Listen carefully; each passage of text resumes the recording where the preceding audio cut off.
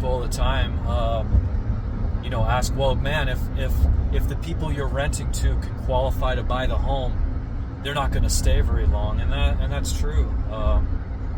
You're not going to get, the renter that stays there for 7 or 8 or 9 years when they have perfect credit.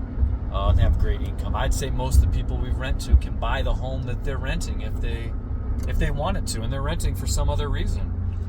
I don't know. Sometimes they're just moving in from out of state.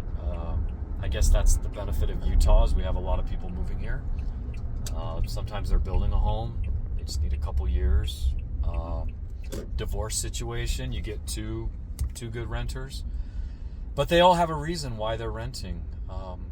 I would say the last few years with interest rates, it's actually a pretty good deal to rent in Utah right now. It's almost twice as much to buy a home versus renting. But it's worth renting to the well-qualified person, and it's worth renting to them even though they're staying for 1 or 2 years instead of 5 or 6 years. They leave the house in perfect condition. I think I'd put any home that I have up against a 5 or 6 year tenancy with someone that doesn't have great qualifications. We turn around homes in 5 or 6 days. Our leases end on the 25th. I would say more than half the time we have someone moving in on the 1st.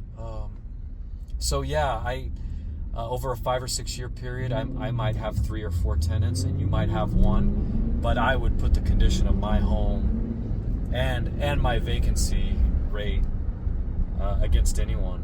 When your person moves out, you're going to be fixing that home up. You're going to be spending 2 or 3 months doing paint, carpet, and fixtures, yard work, and marketing. And I'm going to turn my house over in a week.